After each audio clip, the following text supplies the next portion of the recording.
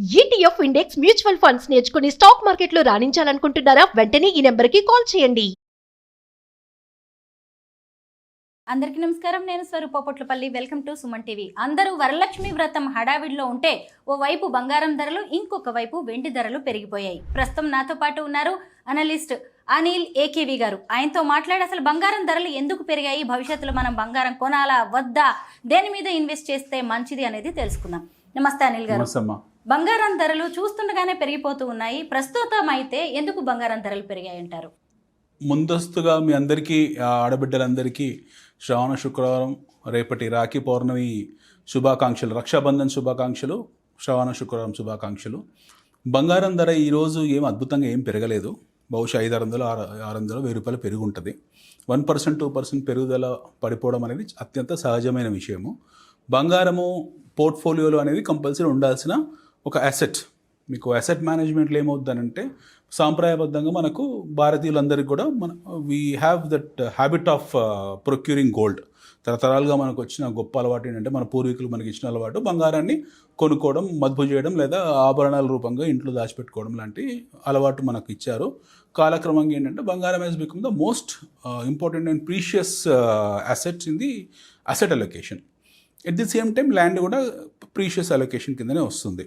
So బంగారం మీకు అమాంతం ₹1,00,000 అయిపోయింది, లేదా $3,500 అయిపోయింది అని చెప్పేసి ప్రపంచవ్యాప్తంగా ఎవరేమీ ఆశ్చర్యపోవట్లేదు. మనమే ఆశ్చర్యపోతున్నాం, తెలుగు వాళ్ళం లేదా భారతీయులం. ఎందుకంటే మన దాకా 60,000, 70,000 చూసిన వాళ్ళం ఈరోజు 1,00,000 అయింది. ఏదో బాగా పెరిగిపోయింది, ఇక్కడి నుంచి తగ్గుతుంది అని చెప్పేసి మధ్యలో కొంతమంది జాన్ మిల్స్ లాంటి కొంతమంది నెగిటివ్ దుష్ప్రచారం చేశారు. బంగారం 50,000 వద్దు, 60,000 వద్దని. అవన్నీ జరగవు. బంగారము సబ్స్టాన్షియల్ కరెక్షన్ జరిగినాడు మొత్తం గ్లోబల్ ఎకానమీస్ కొలాప్స్ అవుతాయి, కొలాటరల్ డ్యామేజ్ జరుగుతుంది. బంగారం అనేది అతిపెద్ద హెడ్జ్ కాంపోనెంట్ ఎకానమీస్లో. సో బంగారం అనేది మీరు అనుకున్నట్టు సబ్స్టాన్షియల్ కరెక్షన్స్ అంటే ఏమీ జరగవు. ఒకటి. రెండోది ఏంటంటే, ఇక్కడి నుంచి ఇంకెంత పెరుగుతుందంటే, ఇక్కడి నుంచి ఇంతకాలం ఎలా పెరిగిందో అలాగే పెరుగుతుంది. మనం దాని గురించి ఆలోచించాల్సిన అవసరం లేదు. బంగారం ఎంత పెరుగుతుందని ఎవరైనా అడిగారనుకోండి, ఇంతకాలం ఎలా పెరిగింది మీకు? 10,000 నుంచి చిన్నతనంలో ఈ బంగారం 3,000, 4,000 తులం ఉండేది. దాని తర్వాత 10,000 చూసాం, అప్పుడు ఆశ్చర్యపోయాం. 20,000 చూసాం, ఆశ్చర్యపోయాం. 30,000 చూసాం, ఆశ్చర్యపోయాం. 50,000 చూసాం, ఆశ్చర్యపోయాం. మన దగ్గర 78,000 ఉండేది, ఈరోజు 1,00,000 అయింది. సో పెరిగిన ప్రతిసారి జనాలు ఏంటనంటే ఇంకా పడుతుంది కదా అనుకుంటారు తప్పిస్తే, మీకు బంగారం అనేది సబ్స్టాన్షియల్ కరెక్షన్ అయ్యే ఎలిమెంట్ ఏమీ కాదు. ఎందుకంటే ప్రపంచవ్యాప్తంగా ఉన్న బంగారం నిధులు ఏవైతున్నాయో, ప్రపంచవ్యాప్తంగా గోల్డ్ రిజర్వ్స్ ఏవైతున్నాయో, total gold reserves on this earth 1,00,000 metric టన్నులు ఉన్నాయి. 2,50,000 మెట్రిక్ టన్నుల బంగారం రిజర్వ్స్ మాత్రమే ఉన్నాయి. సో బంగారాన్ని మళ్ళీ సృష్టించలేము, తయారు చేయలేము. సర్పవేది లాంటివన్నీ అబద్ధాలు, అలాంటివి జరగవు. సో ఉన్న బంగారాన్నే ప్రపంచవ్యాప్తంగా ఏదో రకంగా తిరుగుతూ ఉంటుంది. అది ఉన్న గోల్డే ప్రపంచవ్యాప్తంగా ఆభరణాల రూపంలో, లేకపోతే డిపాజిట్స్ రూపంలో, లేకపోతే ఈటీఎఫ్ రూపంలో, లేకపోతే బ్యాంకుల్లో రిజర్వ్స్ రూపంలో తిరుగుతూ ఉంటుంది తప్పిస్తే, కొత్తగా బంగారం is not an element which can be created, which can be invented, which can be manufactured. So బంగారం తయారు కాదు, ఉన్న ఐటమే మన మధ్యలో తిరుగుతూ ఉంటుంది. ఇది రిజర్వ్డ్ లిమిటెడ్ ఎలిమెంట్, ఇది ప్రీషియస్ ఎలిమెంట్లో. సో ఇక్కడ నుంచి మీకు M15 చార్ట్ ప్రపంచవ్యాప్తంగా బంగారాన్ని దాన్ని ఎలా చూస్తారు, దాని దృష్టికోణం ఏంటంటే ఎలా చూస్తారంటే, లాస్ట్ 100 years ట్రెండ్ లైన్ గోల్డ్ది. ఎందుకంటే రిజర్వ్డ్ ఎలిమెంట్ కాబట్టి 100 సంవత్సరాలు బంగారం ఎలా పెరిగిందో వచ్చే 100 సంవత్సరాలు అలా పెరుగుతుంది.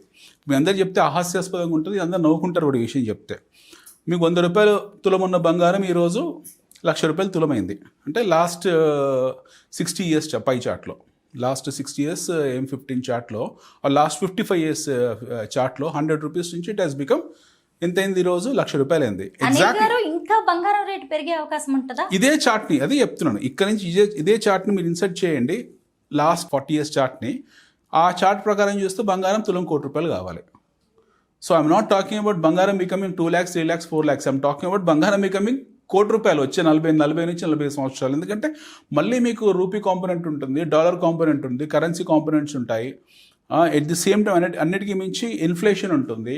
So at the same time మళ్ళీ బంగారం అనేది element, it is not a inventable element. అది సృష్టించలేని వస్తువు, అది మనం దాన్ని తయారు చేయలేము. సో అది పాసిబుల్ కాదు, ఇంపాసిబుల్. బంగారం తయారు చేయడం అనేది టెక్నాలజీ ఏ రకంగా చూసుకున్నా సరే అది ఇప్పుడున్న మానవ సృష్టిలో అసాధ్యము. రెండోది, మన దగ్గర ఉన్న స్కానర్లు అన్నిటి పెట్టి భూమిని అణువణువును మనము క్షుణ్ణంగా పరిశీలించాము, స్కాన్ చేసాము భూమి పొరల్ని కూడా. సో భూమి పొర మొత్తంలో కూడా ఎంత ఉందనంటే ఇంకొక 30 టన్నులు 35 మెట్రిక్ టన్నులు అక్కడక్కడ డిపాజిట్స్ ఉన్నాయి. కొన్ని వెనిజులా ఉన్నాయి, కొన్ని ఇండియాలో మన కోలార్లో ఉన్నాయి, కొన్ని రష్యాలో ఉన్నాయి. అక్కడ అన్ని చోట్ల ఒక్కొక్క దేశంలో 30 టన్నులు 40 టన్నులు 50 టన్నులు ఉన్నాయి. మొత్తం తిప్పి కొడితే మొత్తం ప్రపంచవ్యాప్తంగా ఒక 3000-4000 మెట్రిక్ టన్నులు కనుక ఒక రిజర్వ్స్లో భూమి మొత్తంలో. బంగారం రేట్లు చూస్తుండగానే పెరుగుతూనే ఉన్నాయి. కొనాలంటారా వద్దంటారా? బంగారం ఎప్పుడు కొంటుండాలి. అసెట్స్ లో బంగారం అనేది ఇంపార్టెంట్ కాంపోనెంట్ ఏదో ఒక రూపంగా.